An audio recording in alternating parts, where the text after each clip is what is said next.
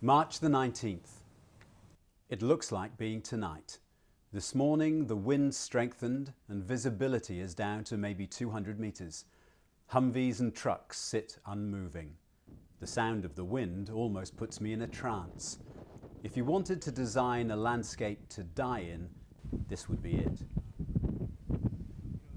March the 20th. Tango Battery began their war with 5 rounds from each of their 6 155mm howitzers.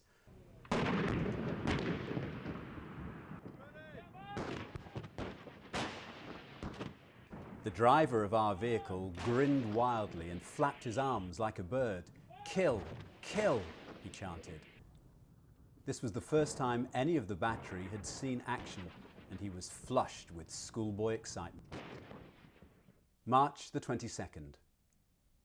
The Marines told us they'd found several destroyed armoured personnel carriers. We were wary of these burned-out hulks, concerned about mines and unexploded shells. Scattered around, some RPGs, tunic tops, assorted pieces of kit and some helmets. Their helmets were pathetic affairs, made of plastic and painted grey. I picked one up.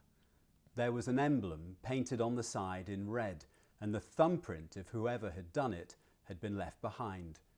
It suddenly seemed very personal. I placed it back on the ground.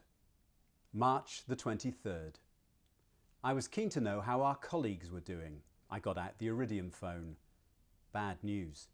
Terry Lloyd from ITN and a cameraman are missing after their vehicle was fired on near Basra. I'd met Terry twice before and always found him to be very friendly and helpful, a true professional.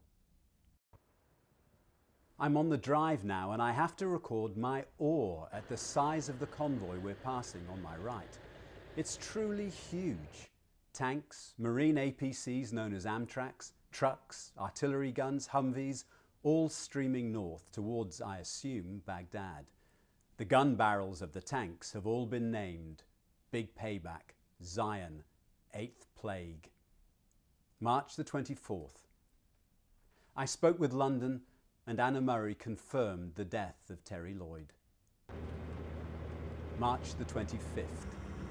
We pulled into a farm.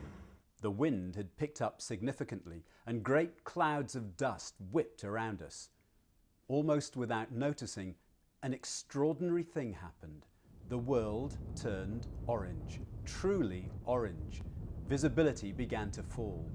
Fire mission crackled over the airwaves, bustling down at the gun line. Conditions worsened. The wind became even stronger and the air colour became even brighter orange and seemed almost to pulsate. March the 27th. Sergeant McCarthy said he thought he could see some movement. Iraqis were advancing and preparing to attack. 2 Cobra gunships swung into view. One of them opened up. A sound like a buzzsaw told us the nose-mounted Gatling gun was firing. Then seconds later, 3 rockets raced away from its pods. The Marines yelled and whooped as if cheering a touchdown. First smoke, then fierce flames rose from the impact point. No one knew what they'd hit. From my position behind the trailer, I had neither seen anyone all afternoon nor heard any firing, except from the American side. March the 31st. There was no discernible movement at the buildings. Sergeant K kicked in the door. A startled young goat stared back from the interior. After a few seconds of rummaging, they emerged with an ancient bolt-action rifle. Back in the yard, more people appeared, driven forward by the Marines. They took their places squatting on the ground alongside those detained earlier. Among this new group were 3 women, all dressed in black. One of them was young, a teenager, and she bit her lip in fright. It was chilling to the soul. April the 1st. Tango Battery moved on, rolling past a small town. Times like this were always tense. I would stare at the gathered crowds from a long way off, trying to see any sudden or suspicious movements. I would wonder how quickly I could abandon our flimsy, canvas-sided Humvee and whether I could do it quicker than a rocket could travel. In the late afternoon, the battery began a barrage. I hadn't had time to put in my earplugs. For an instant, I was dazed by the tremendous concussion. It was like being punched in the head and the throat at exactly the same time. My ears rang and, truly and genuinely, my teeth rattled in my head. April the 3rd. Further down the road, we met lines of people walking towards us, apparently fleeing Baghdad. Many appeared jubilant upon seeing the US forces. Bush, Blair, good, shouted one man, punctuating each word with a kiss in the air.